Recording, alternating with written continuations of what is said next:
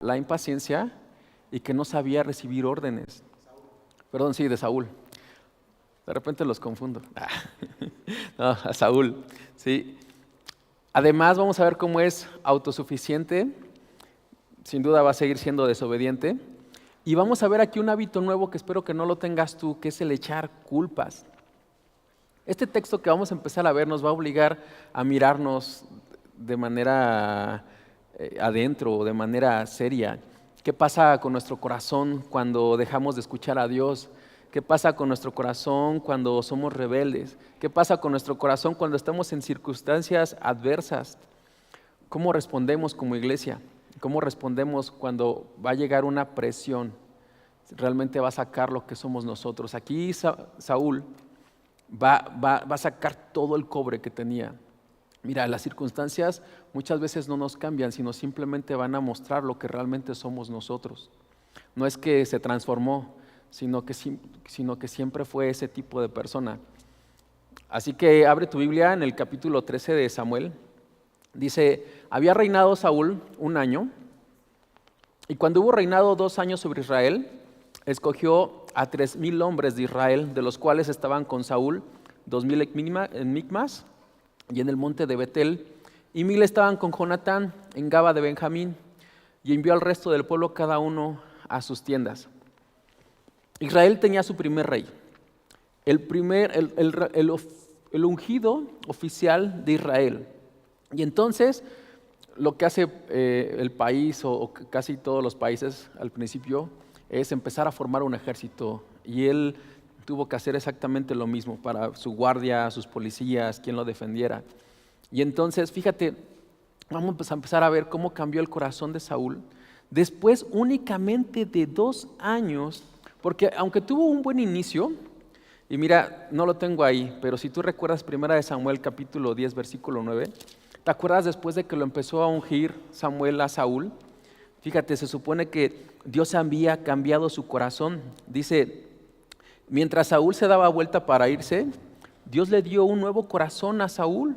Y todas las señales de Samuel se cumplieron en ese día, ¿te acuerdas? Empezó a profetizar, empezó a bailar y empezó a ver señales de que había tenido un cambio en su corazón. Pero, ¿sabes? A veces pienso que eso solamente fue una como conversión superficial. No sé si espero no te identifiques con él. Pero hay mucha gente que tiene una conversión nada más superficial y después les dura 1 mes, 2 meses, 3 meses. Bueno, a este cuate le duró 2 años la conversión y entonces empezó a sacar el cobre. Mira, tenemos que tener mucho cuidado cuando dejamos de leer de nuestra Biblia, cuando dejamos de orar, cuando dejamos de asistir a las reuniones, ¿no? Como hoy martes, de sábados, domingos, y todas las reuniones que tenemos nos empezamos a enfriar. Esto también nos puede pasar de alguna manera, que vamos a empezar a sacar el cobre y nos empezamos a apagar y apartar. También vamos a ver en escena a Jonatán, un hombre con un gran carácter, que lástima que su papá no sacó el carácter de su hijo, ¿sí? Vimos un hombre noble, un hombre que sabía escoger sus amigos. ¿Te acuerdas quién era amigo de Jonatán? David. O sea, ¿te imaginas que nuestras amistades las empezáramos a buscar así? Que buscáramos puros hombres y mujeres con un corazón que teman a Dios. Pero, ¿quiénes son nuestras amistades? ¿Con quién nos empezamos a juntar? ¿Cuántos amigos verdaderamente que tienen temor de Dios tenemos? Una de las cosas por las que oro es que Dios le dé y le provea a mi hija, ¿sí?, amistades que teman su nombre. ¿Sí? Porque una amistad que no tiene a Dios en su corazón, seguramente también nos va a transformar a tomar malas decisiones. Ahora, fíjate, aquí hay una enseñanza. El hecho de que a lo mejor no tengas un buen papá, como hijo, podemos decidir seguir los pasos de nuestro papá o no. Jonatán decidió no seguir los pasos de su papá, y me refiero a su corazón, porque obviamente Jonatán, como era buen hijo, seguía a su papá. Pero cada uno de nosotros podemos decidir qué decisión tomar, si andar mal o andar bien. La gran mayoría de nosotros creo que crecimos en hogares disfuncionales, pero estamos aquí por gracia de Dios. Y también, si alguno de aquí es hijo y creció con una familia disfuncional, podemos tomar esas decisiones de enderezar nuestros caminos. Entonces, cada uno de nosotros podemos formar nuestros propios pasos. Y fíjate, Saúl era una persona egoísta, una persona enfocada en su puesto, es decir, en ser rey. Jonatán más bien estaba como interesado en Dios y en servir al Señor. Versículo 3. Y Jonatán atacó a la guarnición de los filisteos que había en el collado. Pon atención quién atacó. Y lo oyeron los filisteos, e hizo Saúl tocar trompeta por todo el país diciendo: oigan los hebreos, así como que: ¡hey, hebreos! ¡Atención! Y todo Israel oyó que se decía: Saúl ha atacado a la guarnición de los filisteos. Y también que Israel se había hecho abominable a los filisteos. Y se juntó el pueblo en pos de Saúl en Gilgal. Aquí vamos a hacer otra pausa. Dice, fíjate, en este entonces, para que más o menos entendamos, Israel estaba totalmente sometido al pueblo de los filisteos. Más adelante vamos a ver que ni siquiera podían tener los israelitas armas. No, como que habían puesto una regla en donde no dejaban que hubiera herreros. O sea, si alguien quería afilar su hoz o afilar algo para simplemente cosechar, tenían que ir con los filisteos y no cobraban barato. Cobraban más o menos como 9 gramos de plata, por ejemplo, para afilar una herramienta que es como un tipo hoz.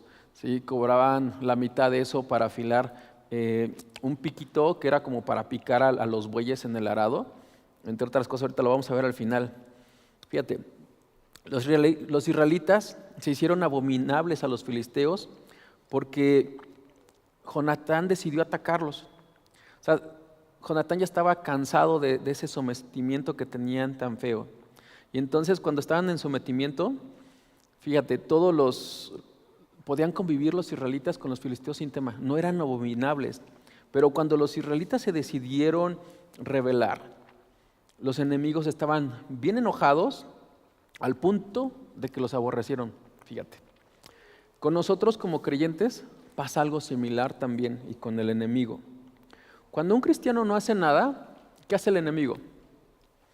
Parece como que está bien, ¿no? Es más, o sea, ni te molesta el enemigo, estamos tan tranquilos porque parece que estamos sujetos a él.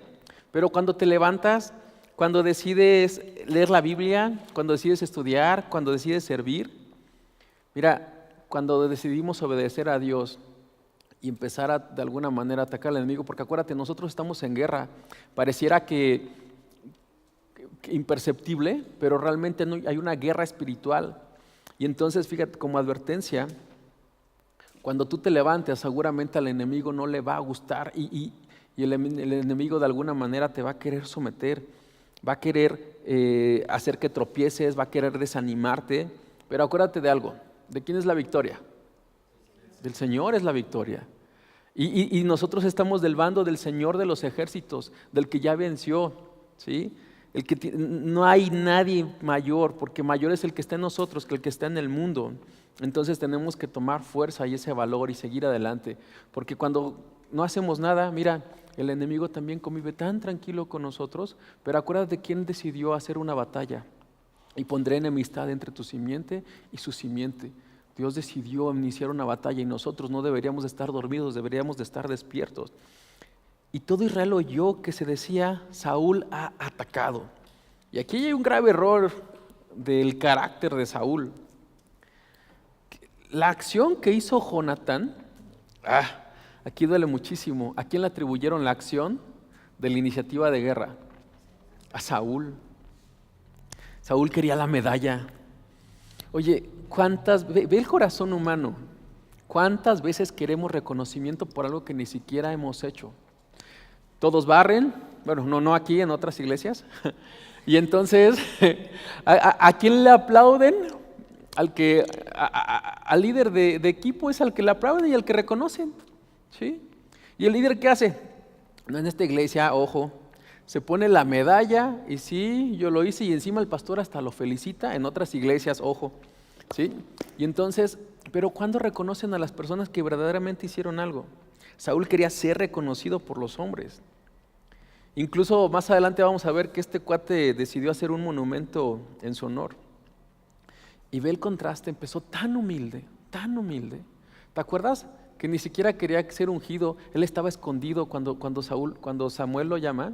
Él estaba escondido en su bagaje, súper humilde, nada. Pero le dieron autoridad. ¿Y qué pasa con el hombre? La autoridad corrompe espantosamente. Y entonces, cuando Dios nos bendice, nos va bien, fíjate, imagínate, te pone como rey, ¿qué pasa? La naturaleza humana hace que te olvides de Dios y te empiezas a ensoberbecer y amas ser rey. No reconoces nunca al rey, porque fíjate el contraste entre David y Saúl. David nunca se ensoberbeció por ser rey, ¿sí? Al contrario, él reconocía quién era el rey. Y Saúl nunca quiso soltar el reino. Él quería ser el rey y él amaba la popularidad, él amaba los likes, ¿sí? Saúl quería tener un servicio protagónico, quería ser el primero, tenía que tener como el papel del héroe, ¿no? En cambio, Jonatán tenía como ese contraste moral, no necesitaba reconocimiento. Fíjate, aquí hay una enseñanza. Ve el corazón de Jonatán. ¿Tú crees que él no escuchó que estaban reconociendo a su papá? Cuando tú estás sirviendo aquí en la iglesia y no te reconocen, ¿qué actitud tenemos? ¿Sigues sirviendo con ese ánimo? ¿Sigues yendo a la batalla? Porque él va al frente, ¿eh? Aunque el líder, el rey, tenía que ir al frente, él sin reconocimiento, incluso él reconoció a alguien más, incluso no le importa, mira, si tú eres el rey, Dios te puso ahí, yo te reconozco. Él seguía avanzando. Ahí es una llamada de atención que debemos de tener a todos los que servimos. No necesitamos reconocimiento, porque ¿a quién servimos? Al Señor, y así debe estar nuestro corazón. Fíjate, un ejemplo de cero reconocimiento. En el siguiente capítulo va a aparecer un hombre en la escena, el escudero de Jonatán. ¿Cómo se llamaba? Un viaje a Cancún, quien me diga el nombre del escudero. A las 2, a la 1, ¿saben? No aparece el nombre. No necesita reconocimiento, ¿sí? Tú y yo somos servidores porque la gloria es para el Señor. No nacimos para que nosotros nos glorifiquemos. Solo somos servidores. ¿Qué pasa con nuestro corazón cuando hay que reconocer algo? ¿Realmente damos un reconocimiento a otros o la gloria la queremos para nosotros? Hayamos hecho o no, ¿sí? Versículo 5. Entonces los filisteos se juntaron para pelear contra Israel. 30,000 carros. Ve pensando en esos números.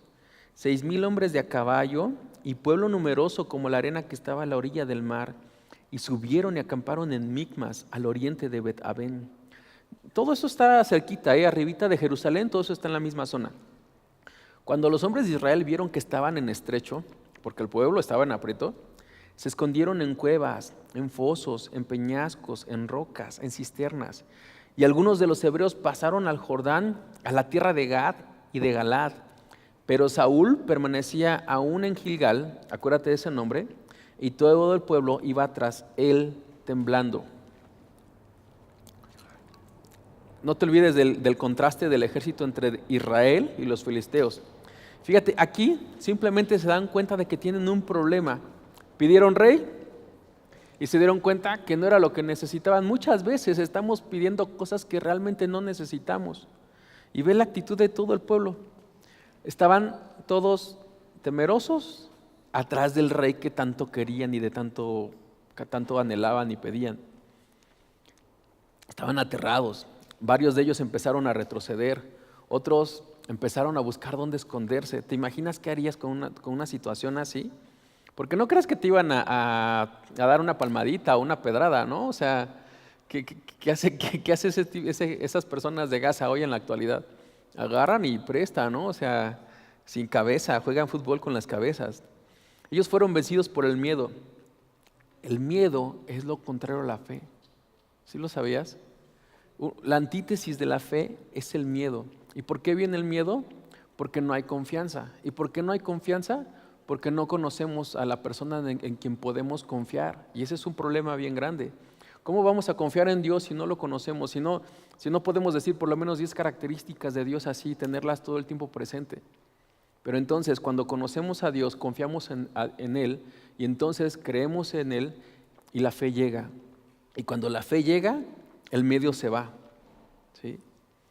Casi siempre no nos gusta enfrentarnos cara a cara con los problemas, pero es por eso, porque somos incrédulos, porque se nos olvida lo que Dios puede hacer con esos problemas, se nos olvidan sus promesas, Se nos olvida que Él sana, se nos olvida que Él tiene el control, se nos olvida que Él está sentado en su trono y que Él reina, a pesar de que estemos rodeados de circunstancias horribles, enemigos, de que nuestra muerte esté en peligro. Se nos olvida, dejamos de creerle a Él, de confiar en Él, y es cuando viene el miedo y actuamos de esa manera. Todo el tiempo empezamos a ver cómo escondernos, en vez de buscar cómo orar o acercarnos a Dios, ¿sí? Tenemos que confiar en Dios, no en el hombre. Ellos decidieron confiar en el hombre. ¿Y qué fue lo que obtuvieron? Miedo, ¿sí? Porque dice la Escritura, maldito el hombre que confía en el hombre, porque nuestra confianza, el único que la merece es Cristo. Versículo 8. Y él esperó 7 días, conforme a plazo que Samuel había dicho. Pero Samuel no venía a Gilgal, y el pueblo se le desertaba. Entonces dijo Saúl, traedme holocausto y ofrendas de paz, y ofreció el holocausto. Mira, si te das cuenta en el capítulo 13, no se menciona que hayan convenido Saúl y Samuel, oye, aguántame aquí 7 días y al rato vengo, aquí espérame en Gilgal y vengo. Pero eso es obvio por lo que acabamos de leer. Y otra cosa, ya había pasado antes. ¿Te acuerdas en el capítulo 10 precisamente? Le dijo cuando lo estaba ungiendo y cuando estaba pasando el relato del capítulo 10, le dijo, ¿sabes qué? Aguántame aquí 7 días. Él había esperado. ¿Qué pasó? O sea, ¿cómo está su corazón? Ahora, ¿por qué en Gilgal? Gilgal era un punto bien estratégico. Es un punto Gilgal cargado de historia, era una ubicación clave. Estaba cerca del Jordán, era un lugar que era accesible para todo Israel. Las rutas naturales, había rutas naturales para poderse mover hacia el norte, o sea, es decir, hacia el Micmas, pero también hacia el sur. También era aquí Gilgal un punto de reunión militar natural, fácil para convocar tropas y difícil también para ser atacado de inmediato. Tenía incluso un significado espiritual e histórico. Ahí justamente fue cuando Israel cruzó al Jordán bajo el mandato de Josué. También ahí fue donde se circuncidó la nueva generación. También ahí se celebró la primera Pascua en la tierra prometida. Era el campamento base de conquista. Gilgal representaba comienzos de consagración, dependencia total de Dios, y entonces el hecho de que se reunieran ahí no era una casualidad. Prácticamente decía esto Gilgal, volvamos al punto donde Israel empezó bien con Dios. Gilgal incluso para Samuel también representaba algo importante. Era donde juzgaba, donde enseñaba, donde sacrificaba. Era un sitio donde la voluntad de Dios se comunicaba al pueblo. Y entonces Samuel le dice, espérame en Gilgal. Estaba estableciendo un entorno donde Saúl debía someter su autoridad a la autoridad espiritual. Seguramente Samuel, por eso creo que le dijo a Saúl, espérame 7 días, ¿sí? Pero fíjate, Samuel empezó a darse cuenta que perdió seguidores. Cuando Dios te da una autoridad, cuando Dios te levanta, cuando tienes un llamado de parte de Dios y es real y Él te confirma, hay muchos líderes que cometen el error de que se desesperan porque empiezan a perder líderes. Y es lo que le pasó a Saúl. Cuando Dios nos da la autoridad, cuando Dios te da a ti la autoridad, esa autoridad la única persona que te la puede quitar es Dios o la puede afirmar.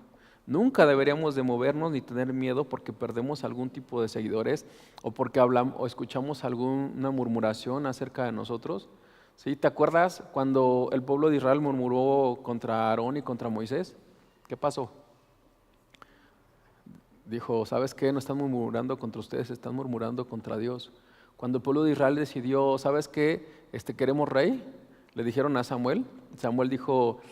Dios le dijo a Samuel, ¿sabes qué? No te están desechando a ti, me están desechando a mí. Tenemos que tener mucho cuidado y no dejarnos mover si Dios nos dio algún tipo de autoridad, hay que seguir adelante. Realmente en este caso, Saúl pues sí perdió la autoridad, pero realmente fue porque nunca la tuvo. Saúl ya sabía que tenía que esperar. Y aquí vemos un corazón bien impaciente. Un corazón que no sabe seguir instrucciones de ninguna manera. Un corazón de poca fe. Porque las circunstancias que empezaron a hacer, sacaron el cobre, sacaron lo que había en su corazón. Y Saúl, no creas que hizo algo, o sea, se ve padre, ¿no? O sea, vamos a sacrificar, vamos a adorar a Dios, vamos a empezar a hacer las cosas bien, pero realmente hizo algo terrible. Decidió hacer un sacrificio a Dios. ¿Quiénes eran las únicas personas que podían hacer un sacrificio a Dios? Solamente los sacerdotes. ¿Y Saúl qué era? Era rey, no era otra cosa. Él no tenía el derecho a hacer eso. Le ganó el miedo, comenzó a hacer cosas que no debía. ¿Cuántas veces la hemos regado porque nos invade el miedo y hacemos cosas que no deberíamos de hacer? ¿Cuántas veces nos hemos equivocado por el miedo? Un negocio mal hecho, una compra mal hecha, una llamada mal hecha, vergüenza, pena. Cuando hacemos las cosas bajo la voluntad de Dios salen bien, pero cuando hacemos las cosas bajo nuestra propia voluntad o las circunstancias, hay que tenerlo por seguro, todo sale mal. A Samuel nos vamos a dar cuenta cómo le salieron mal las cosas, fíjate. O sea, por miedo a que los seguidores pues no se fueran, fíjate, de 3,000 empezó con 3,000 y se quedó con 600, ¿sí? Y así le vamos siguiendo con todos los errores por querer hacer cosas que fue por una mala decisión, por un corazón bien impaciente y por tener miedo. Versículo 10. Y cuando él acababa de ofrecer el holocausto, por cierto, mira, dice la Escritura, los que esperan en Dios, ¿qué va a pasar con los que esperan en Dios? Dice así, los que esperan en Dios tendrán nuevas fuerzas. Grábate eso. Cuando esperamos en Dios, tenemos nuevas fuerzas. ¿Y sabes por qué digo esto? Porque muchas veces en las circunstancias, una de las cosas que se acaban primero son las fuerzas. Muchas veces estamos tan desesperados que no nos tenemos fuerza. Dios a veces cuando nos escoge, cuando nos llama, a veces honestamente hasta en la humanidad da miedo, porque Dios nos va a purificar, nos va a pasar por fuego. Dios quiere hacernos puros y quiere esas cosas que tenemos adentro sacarlas, mostrarnos, quiere que nos examinemos a nosotros mismos para que sepamos quiénes somos y entonces las cambiemos y tengamos una actitud bien correcta. Versículo 10, y cuando él acababa de ofrecer el holocausto, y aquí Samuel que venía, imagínate, acababa de hacer el holocausto, seguramente hasta olía a humo, a carnita asada, ¿no? Y Saúl salió a recibirle para saludarle, o sea, ve el cinismo, como si no pasara nada, ¿no? Realmente lo que dice la Escritura, la traducción correcta no dice que vino a saludarle, sino que fue a bendecirlo. O sea, se puso un chaleco que no le correspondía, el de sacerdote. Y entonces Samuel le dijo, ¿qué has hecho? Y Saúl respondió, porque vi que el pueblo se desertaba y que tú no venías dentro del plazo señalado y que los filisteos estaban reunidos en Micmas, me dije, o sea, pensé, ¿cuántos problemas nos hemos metido por andar pensando, ¿no? En vez de seguir la instrucción simplemente. Ahora descenderán los filisteos contra mí a Gilgal y yo no he implorado el favor de Jehová. Me esforcé pues y le ofrecí holocausto. Por cierto, déjame corregirte, la traducción correcta no es me esforcé, es me vi forzado. Ahí apúntalo en tu Biblia, ¿sí? Me vi forzado, ¿no? Porque cuando leemos sin penetrar un poquito más esa palabra de me esforcé, pareciera como que hizo algo muy bueno, o sea, la verdad no, o sea, se vio obligado a hacer eso. Samuel, el profeta, había dado una instrucción bien clara. ¿Cuál era? Espérame 7 días. O sea, no le dijo voy a sacrificar, no, le dijo espérame 7 días, pero como en otras veces ya había pasado eso, pues seguramente Saúl dijo, pues va a venir a sacrificar, pues ni modo que yo no pueda, si al final es lo mismo, ¿no? Entonces Saúl se precipita y asume una función sacerdotal y ofrece el sacrificio. ¡Qué error! Más adelante, en Crónicas, vamos a ver de un rey que hace exactamente lo mismo. Iba bien, ya tenía como 50 y tantos años y decidió ofrecer un incienso. ¿Y saben qué hicieron los valientes sacerdotes? Salte de aquí, cuate, o sea, a ti no te toca ofrecer incienso, y lo sacaron. Y en ese mismo momento este cuate, este rey, se llenó de lepra. Estaba todo bien, tenía un corazón bien, pero hay funciones que no nos tocan. ¿Por qué nos ponemos un chaleco cuántas veces nos hemos metido en problemas por ponernos una función que no nos pertenece? ¿Sí? Ahora, Ojo, no te estoy diciendo que no hagas nada, ¿no? Y que si ves a un niño ahogándose, no porque no seas doctor o enfermero o algo así, pues no lo vas a salvar, ¿no? O sea, por Dios. O sea, si estamos hablando de lo que Dios dice que no te corresponde y sí lo haces, ¿no? O sea, el tema de servicio, o sea, sirve en todos lados, involúcrate, métete, no necesitas invitación. Pero en este caso es una orden directa que Dios le dijo, espérame, ¿sí? Y Saúl decidió no obedecer. 3 fallas críticas vemos. Impaciencia, usurpación de rol, ¿sí? Va a romper el rol establecido por Dios y tiene miedo a perder la aprobación de su pueblo. La desobediencia de Saúl es práctica, incluso es teológica, ¿no? Ignora que el puesto y el orden divino sí importan, porque créeme, importan el orden divino. El esperar en Dios es un acto de obediencia. Ahora, y no todo lo que hacemos es la voluntad de Dios. Cuando esperamos a Dios, ¿sí? Hay que orar, no hay que tomar atajos espirituales. Grábate esto, para Dios no hay atajos espirituales, porque muchas veces queremos un atajo espiritual para salvar algún tipo de situación. Saúl, imagínate en qué circunstancias se tenía. La gente desertando, un montón de enemigos, su corazón latía, con el pueblo perdiéndose, y decidió tomar el altar en sus manos simplemente.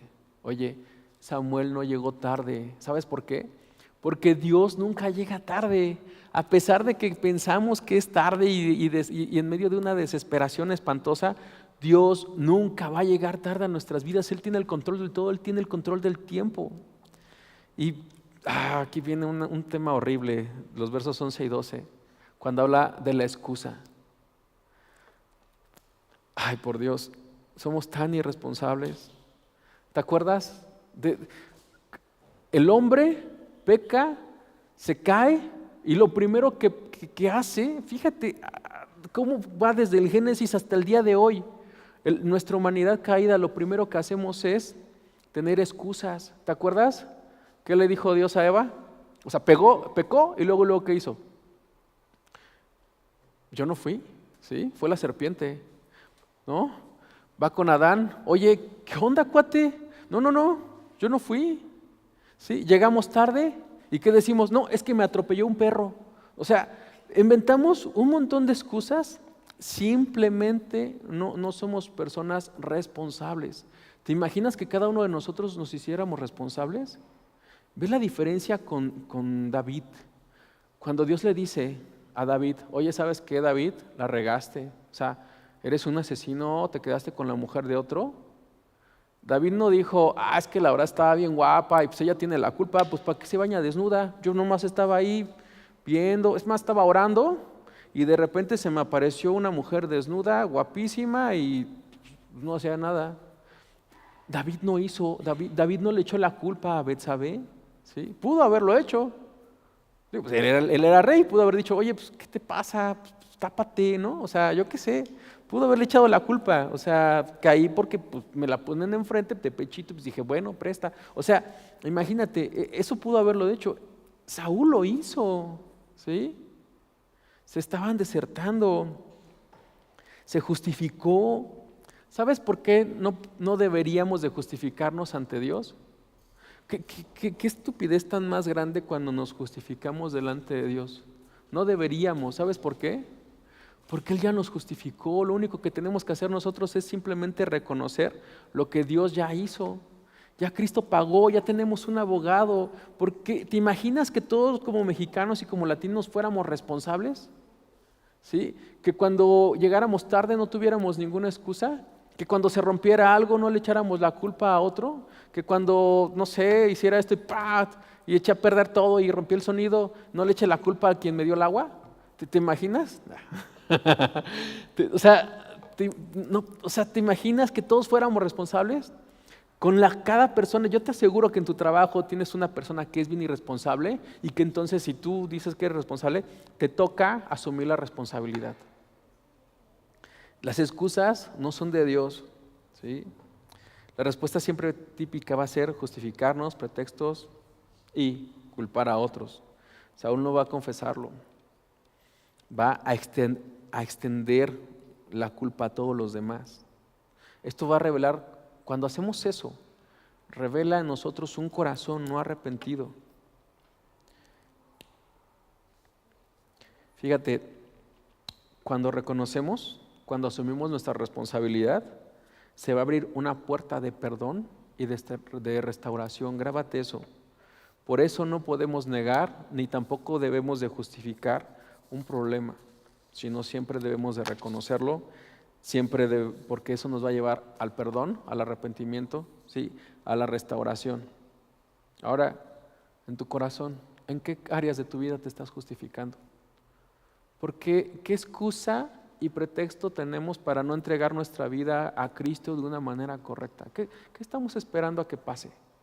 Que rodeados de enemigos, una enfermedad, una situación adversa para decir, ahora sí, ¿sabes qué, Dios?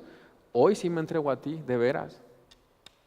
Ojalá este año, mañana, hoy, podamos reconocer, ¿no?, en qué estamos mal y tomar esa iniciativa para estar a cuentas con Dios y quitar todas esas excusas falsas que tenemos para poder seguir a Cristo de una manera correcta. Versículo 13. Entonces Samuel dijo a Saúl: locamente has hecho, no guardaste el mandamiento de Jehová tu Dios que él te había ordenado. Fíjate, un mandamiento que te había ordenado. Pues ahora Jehová hubiera confirmado tu reino sobre Israel para siempre.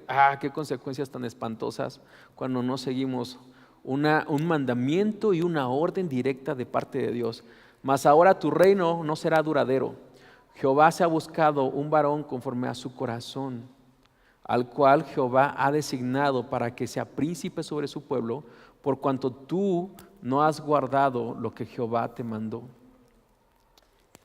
Estamos a punto de que aparezca la escena, David, pero van a pasar otras cosas antes de que aparezca este hombre conforme a la voluntad de Dios. Mira, a mí me da un poquito de miedo esto, porque cuando nos creemos indispensables, déjame decirte algo, no somos indispensables. La obra de Dios sigue con nosotros, sin nosotros y a pesar de nosotros.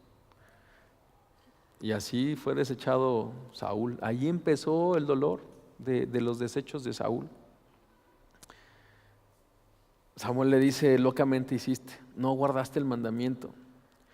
Jehová habría confirmado tu reino para siempre, pero tu reino no será duradero. Jehová ha buscado un varón conforme a su corazón. Esta situación es, vamos a llamarlo así, es como la ruptura de un contrato. Es la ruptura de la bendición que era promovida por la obediencia, cuando se perdió esa obediencia. Dios busca a David, una persona conforme a su corazón. Mira, la desobediencia trae unas consecuencias personales, pero también trae consecuencias que pueden impactar a otras personas. Fíjate cómo era Jonatán. Es un cuate chido, un cuate fiel. Ahorita vamos a ver que decía que confiaba en Dios, que decía que no se necesitaba ningún tipo de ejército ni nada, porque sabía que Dios da la victoria. Y entonces, fíjate, pobre de Jonatán, también fue arrastrado. Oye, cuando vamos en el auto y discutiendo con nuestra esposa, ¿te imaginas que pasara algo? El daño que ocasionaríamos por perder el control, porque tomamos decisiones inapropiadas. Sí, es algo que le pasó a Saúl. Hay decisiones que tomamos, y esto lo hablo a los varones, hay decisiones que tomamos, que nos llevamos entre las patas a nuestra esposa, a nuestras hijas, bueno, nuestros hijos, ¿sí? Y a las personas que están alrededor nuestro. Tenemos una responsabilidad bien fuerte. Cuando desobedecemos a Dios, vivimos una vida de locura. Cuando Dios nos da un mandato claro y no obedecemos, todo en nuestro entorno va a ser actos locos, actos totalmente fuera de lugar, donde vamos a tener consecuencias. Ahora, cuando Dios dice que va a buscar un hombre conforme a su corazón, no significa que va a ser perfecto, ¿no? Sino que significa que va a ser responsable delante de Dios, dispuesto a obedecer, dispuesto a arrepentirse.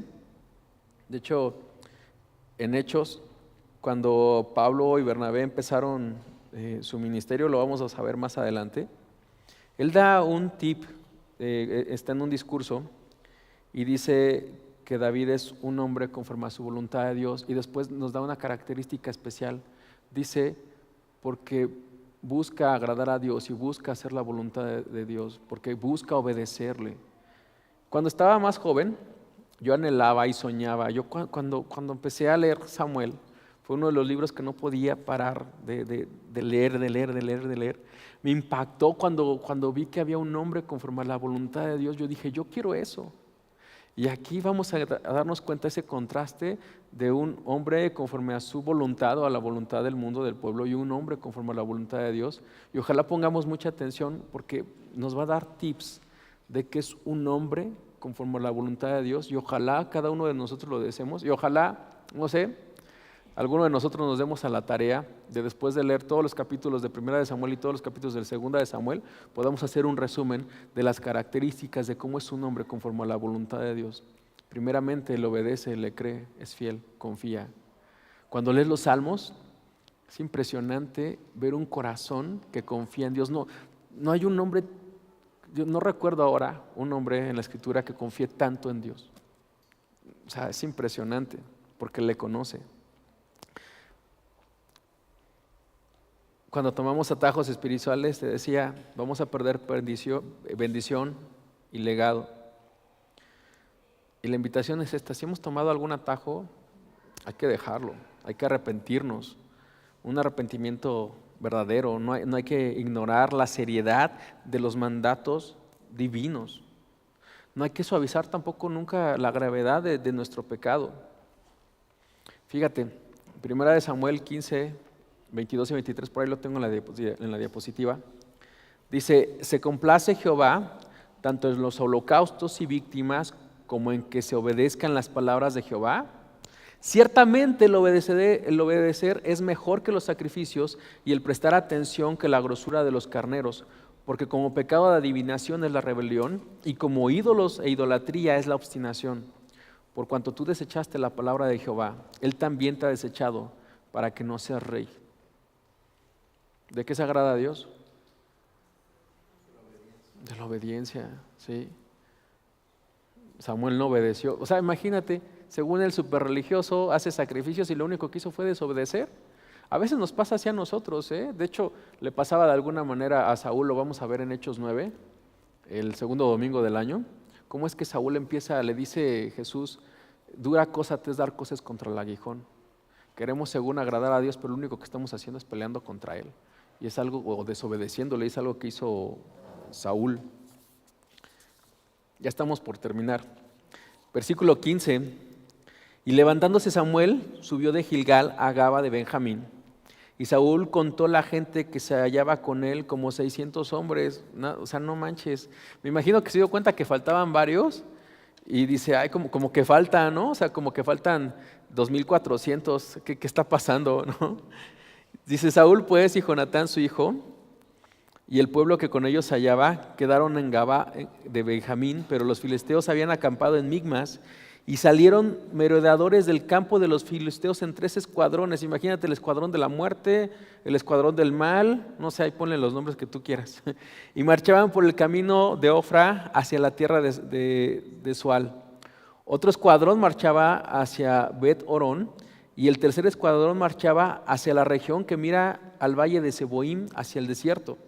Y en toda la tierra de Israel no se hallaba herrero, porque los filisteos habían dicho, para que los hebreos no hagan espada o lanza, por lo cual todos en Israel tenían que descender a los filisteos para afilar cada uno la reja de su arado, su azadón, su hacha o su hoz. Y el precio era un pin por las rejas de arado y por los azadones, y la tercera parte de un siclo por afilar las hachas y por componer las aguijadas.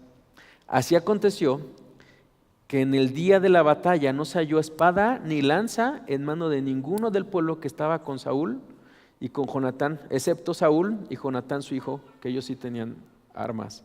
Y la guarnición de los filisteos avanzó hasta el paso de Migmas. Saúl se quedó con 600 hombres. Los filisteos tenían un montón de escuadrones, un montón de caballos, y entre ellos ni siquiera tenían espada, nada. Es más, ni siquiera yo creo que tenían afiladas su arado, su asadón, ¿no? Su hacha, su hoz. Imagínate, los separan con palos, ¿no? Los filisteos controlaban la herrería.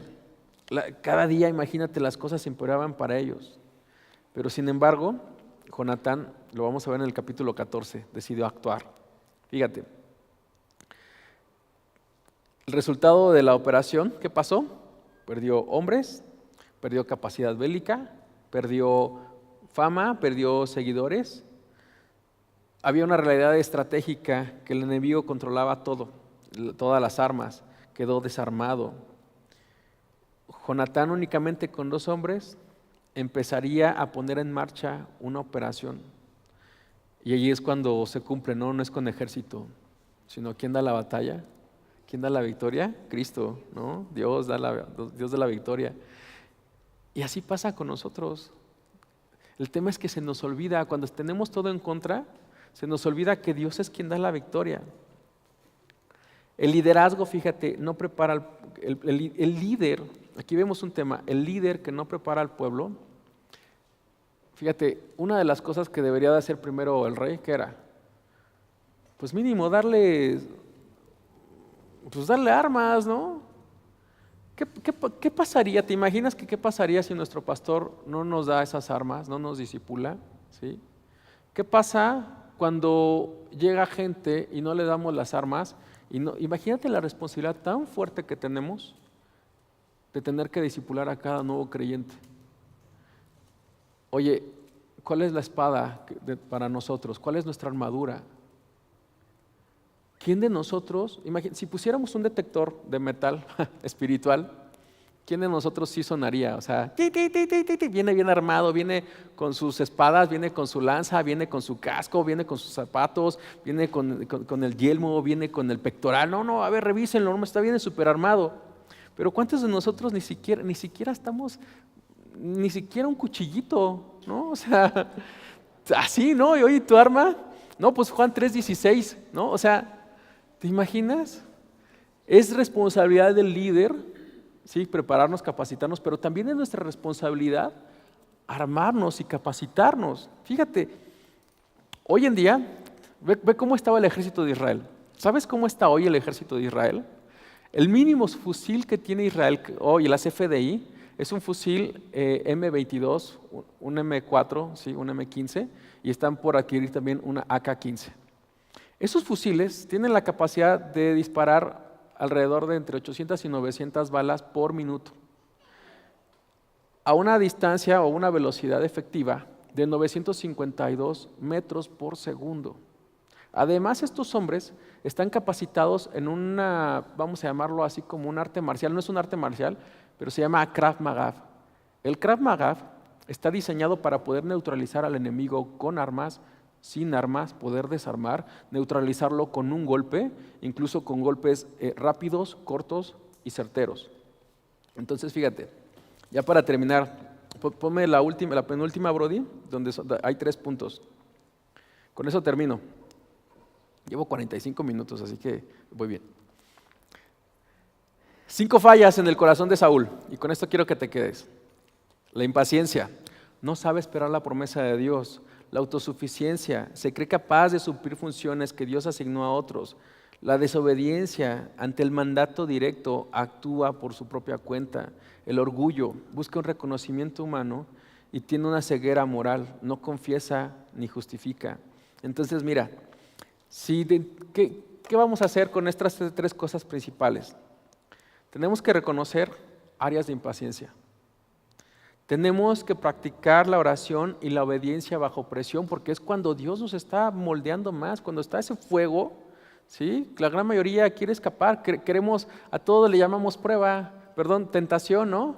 Y sabes, la diferencia entre la tentación y la prueba es que la tentación, Dios te da la salida, pero en la prueba, ¿sí? Dios te capacita y es para seguir subiendo al siguiente nivel. La prueba va a fuerzas, ¿sí? Porque Dios nos quiere purificar, nos quiere cambiar. Dios no nos quiere iguales. Dios nos quiere que vayamos de gloria en gloria, ¿sí? Así como la luz de la aurora, hasta que el día es perfecto. Y entonces tenemos que asumir nuestra responsabilidad. Ya no hay que justificarnos, porque te decía hace un momento, Cristo ya pagó, ya Él nos justificó. Lo único que tenemos que hacer es acercarnos a Dios, pedir su misericordia, su gracia, y Él nos va a limpiar, Él nos va a cambiar, Él nos va a mover nuestro corazón. Entonces, como tips, te voy a dar 5 tips. Si identificas la paciencia en tu vida, hay una regla que se dice la regla de las 24 horas. Antes de decidir algo importante o en crisis, duerme una noche, ok, ora, y al día siguiente consúltalo con Dios primeramente, pero también con algún hermano maduro, ¿sí? Mira, algo pasa cuando tú buscas a Dios y duermes, ¿sí? Al otro día. Hay muchas veces que no tienes que hacer nada, simplemente tenemos que orar y las cosas se solucionan. Pero, oye, o sea, ¿cuánto pasa el infierno? ¿Toda la noche? ¿Cuántos? Bueno, yo he dejado de dormir por tantas tonterías. ¿Y cuántas veces no nos ha pasado que somos tan impacientes o actuamos cosas que no deberíamos de hacer? Segundo tip, hay que dejarnos de justificar, sino hay que empezar a confesarnos. Si hicimos una cosa mal, escríbela, dile a Dios. Si afecta a alguien, pídele perdón, ¿sí? En persona, trata de restituir. Incluso hay una ley así como del minuto, ¿no? Que es quédate callado, confiesa delante de Dios, baja la voz y Dios te va a mostrar, te va a empezar a restaurar. Lo otro, hay que equipar a nuestra gente. No podemos mandarlos sin mínimo un cuchillito afilado a la gente, y más si somos líderes. Hay que nombrar a personas y hay que prepararnos también, hay que tomar esa decisión de equiparnos, porque mira, estamos en guerra, de verdad, no te imaginas, no más porque no vemos, pero estamos en un mundo espiritual y si no nos capacitamos, ¿te imaginas? No, ¿tú sabes Krav Maga? Yo no, todavía no. ¿Te imaginas? El enemigo sí sabe. ¿Cómo lo vamos a combatir si no tenemos nada? Si ni siquiera tenemos un escudito. Imagínate nada más. Hay que practicar también, cuarto punto, practica la espera activa. Esperar no es ser pasivo, es oración, es preparación, es vigilar. Y deberíamos de marcar unas 3 expectativas que oramos, que mientras esperamos, Dios nos va a ir respondiendo. Ojalá podamos practicar eso, porque eso nos va a servir de mucho.